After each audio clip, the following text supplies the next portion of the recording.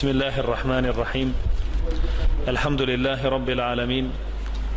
الصلاة والسلام على حبيبنا محمد وعلى آله وصحبه أجمعين. بپشتیوانی خوای پروردگار کەمێک لەبارەی ژیانی ئەیوبەوە عەلەیه السەلام ئەدوێین.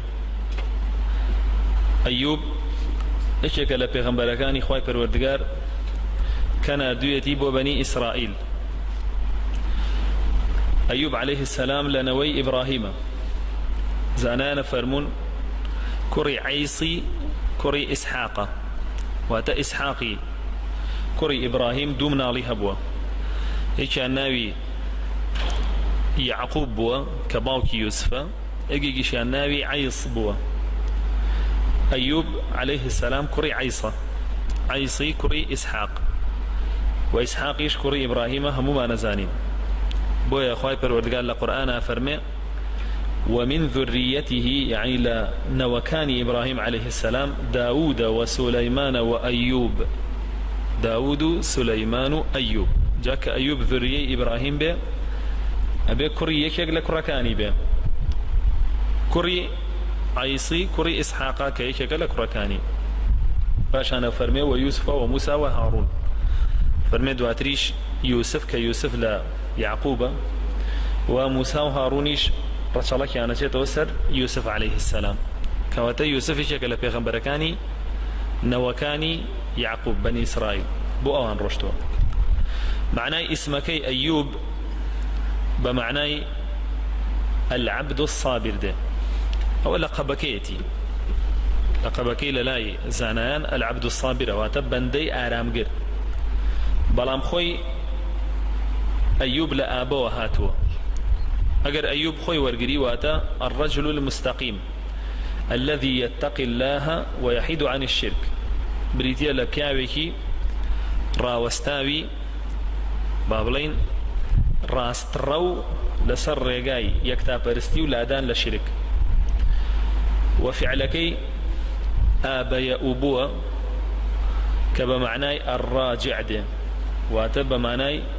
كسك كقرابته ورزقاري بوبه جابويا ناوي أيوب لبروي لنا راحتي وبلا ومصيبته قراوته بو خوشي بو دروي خواهي كلي كردوته كواتا دو جار قراوته جارك لا خوشي أبوه توشي بلا ومصيبته نخوشي وآزار بوه كوتو ناخوشي ودواتر خواهي پروردگار ديسان حالي بو جراوته وبو كردوبه خوشي بو إخوائي پروردگار ناوي أبا لقرآن فرمي نعم العبد إنه أواب. بأيوب فرمي عليه السلام عبدك بو زور زور باش بو هرشي باشي بو تيا بو وچيش بو إنه أواب وكسك بو أقرايا بو لا إخوائي پروردگار لهمو كاتيكيا. أيوب عليه السلام خاوني مالكي زور زور بو دەوڵەمەندترین کەسی بەنی ئیسرائیل بۆ لە سەردەمی خۆیان و خێزانی زۆریشیە بووە و مناڵی زۆریشیە بووە. زانایانە فەرموون 7 کوڕی هەبووە. هەموو ئەمانە خوا لێ سێنێتەوە، نە ماڵی ئەمێنێ نە منداڵی ئەمێنێ نە ژنەکانی شەمێنن، یەک دانە ژنی ئەمێنێتەوە لەلای بەس یەک دانە، ئیتر هیچ ژنی نامێنێ. و دواتر خوای پەروەردگار لشيشي توشي آزار وبلاكا لشي صاخشي ليه سينيتو. زانانا فرمون بس زباني صاخ بو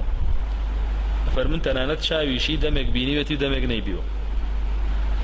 دمك شاوي بينيوتي بيناي هبو دمك نيبو. كواتا أيوب عليه السلام بو شو خواي پروردگار لبر لتمني 7 صالية لو بريناز ونعمته خوشي ولش صاغية دري اهنه بعكس وهر هموي أكاد با ناڕەحەتی و ئازار و دەرد و ئێش و نەبوونی لە شێکی ساخ. نە لە قورئانە نە لە حەدیثە باز نەکراوە ئەیوب عەلەیه السەلام پەیامەکەی چی بووە، یعنی چ کتێبێکی پێ بووە، و باسیش نەکراوە قەومەکەی کێ بوون و چۆن جوابیان داوەتەوە، و باسیش نەکراوە ئایا شوێنکەوتوەکانی کێ بوون و بەرهەڕستکارەکانیشی کێ بوون. زانانا فرمونا ما ئاماژەیە بۆ ئەوەی یەکێک بووە لە پێغەمبەرەکانی بەنی ئیسرائیل کتابەکەی هەردوو بارەکردنەوەی ئەوە بووە کە بۆ ئیسحاق دابەزیوە، چونکە ئەو ئیسحاق باپیرەتی و ئیبراهیمیش باپیرە گەورەیەتی، و قەومەکەشی جوابیان داوەتەوە نەک جوابیان نەدابێتەوە، چونکە فەرموون ئەگەر بەرهەڵەستیان بکردایە هەڵبەت خوای پەروەردگار تۆماریە کرد و باسی بەرهەڵەستیەکەی کرد بۆمان. بەڵام وی باس کراوە لە قورئان و لە حەدیثا تەنها بەڵاو موسیبەتەکانە کە بەسەریە هاتووە و سەبر و ئارامگری ئەویشە کە گرتوێتی لە ئاستیا. بۆیە هەندێک لە زانایان بۆ چوونیان وایە کە ئەیوب عەلەیه السەلام پێغەمبەر نەبووە، بەڵکو عەبدێکی صالح بووە وەکو لوقمان و ذی القەرنەین و خەضر. بەڵام ڕای ڕاجح ئەوەیە کە پێغەمبەر بووە، لەبەرەوەی پێغەمبەری خوا عەلەیه الصەلاة وەسەلام بە پێغەمبەر ناوی بردووە، فەرمێ إن نبي الله أيوب عليه السلام لبث به بلاؤه 18 سنة. يتر بيغمر صلى الله عليه وسلم هيچي نهشتوتو، فرمي أيوب عليه السلام بيغمبر بو و أو بلايكة توشي بو 18 صال بيوي بو، واتا 18 صال أو دردونا راحتي وآزاري بيوي بو. ابتلاء تاقي كردنوا بزوري رؤكات بيغمبراني خوا بدرجة يك، وأوان تنتريني تاقي كردنوا كان تاقي كرينو، دو أوان عبد الصالح كان، دو أوان عامي مسلمانان، دو أوان هر كسب في إيماني. بيغمبر صلى الله عليه وسلم فرمي أشد الناس بلاء الأنبياء، فرمي أو كساني كزورتدين وتنترين بلايان توشبيكين بيغمبرانا، ثم الأمثل فالأمثل، دواء أو ببلبندي لدواء أو صالح كان، لدواء أو بابلين صديقة كان، لدواء أو بوشيو بلبندي تاقات سر همو كسيك. بلاي أيوب وكو وتمان بوشيو بوكا هيتش تيكي نماو، مال وثروة وسامان وزرعات ودخل ودان وكرو هموش تيكي هبوا هيتشي نماو توا. دواء أويش جستي صاغي شيليسين راوتو هر زبانی ماوەتەوە بە ساغی زانایانە فەرمون لە ناو لەشیا شوێنی نوکە دەرزیەک نەماوە دەردی پێوە نەبێت. حتا لە هەندێک ڕیوایەتە هاتووە ئەمەندە نەرمونیان بۆ بەرامبەر بە بوونەوەرەکانی خوای پەروەردگار کرم لە لەشی کەوتوێتە خوارەوە، خستوێتیەوە سەری وتوێتی ڕزقی لەسەر لەشی منە بە ڕزقی نەبڕێ. و نازانمەوە چەندێ ڕاستە، بەڵکو وەرەوەنە ئیسرائیلیاتە باسیەکە، ئیتر نازانم صحیحایان نا. وەکو دیشمان بەڵاکەی 18 ساڵ درێژە کێشێ و آخر جاروای لێ هیچ کەسێک لە نزیکی نامێنێ، هەرچی دۆست و کەس و ناسیا و خزم و کەسوکاریەتی هەمووی لێی دوورەکەوێتەوە، بۆ چونکە ئەترسن ئەو بەڵایش تووشی ئەوان ببێ، ئەترسن ئەو دەرد و ئازار و ئێش و نەخۆشی و شتە بگوێزرێتەوە بۆیان وە تووشیان بێ. لە دینی ئێمە شتێک نییە ناوی گوێزانەوەی نەخۆشی بێ. پێغەمبەر صلی الله عليه وسلم فەرمێ لا عدوە،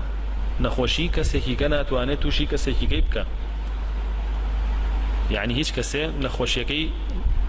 ناتوانێت بۆ خۆی تووشی کەسێکیکەی بکە، بەڵکو خوای پەروەردگار ئەگەر بیەوێت تووشیەکە بیشێوەی پارێزێ. بەڵام هەر لە دینی ئێمەیە ئەمر کراوە کە خۆت بپارێزی. بۆ نمونە لە حەدیثێکا پێغەمبەری خوا عەلەیه الصەلاة وەسەلام فەرمێ فر من المەجزوم فرارك من الأسد، فەرمێ ڕابکە لەو کەسەی کە تووشی نەخۆشی گەڕی بووە چۆن ڕائەکەی لە شێر.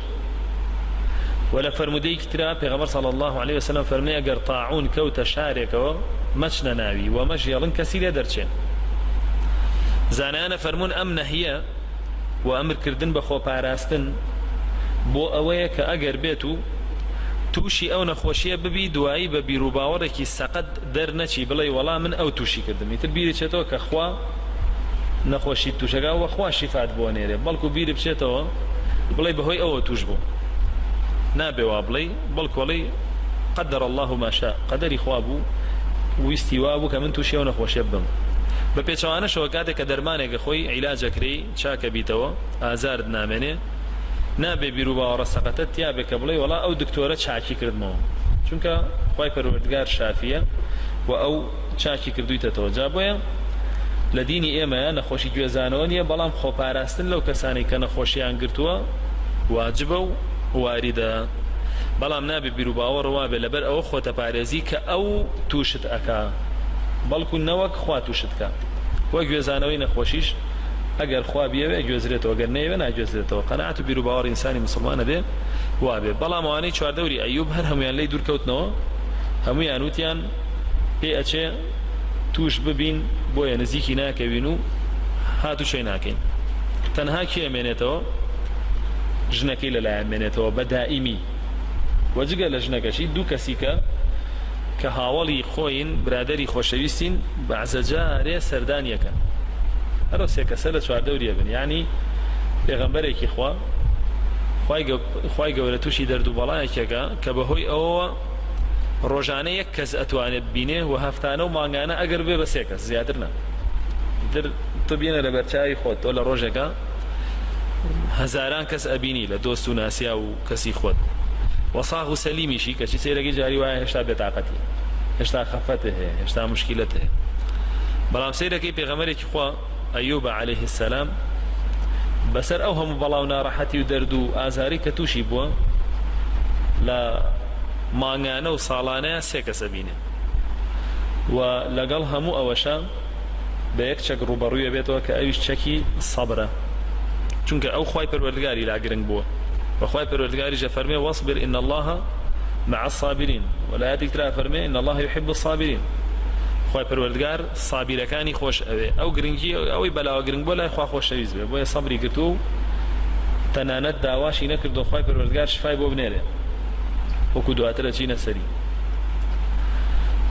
لەبارەی سەبرەوە زۆر فەرموودە و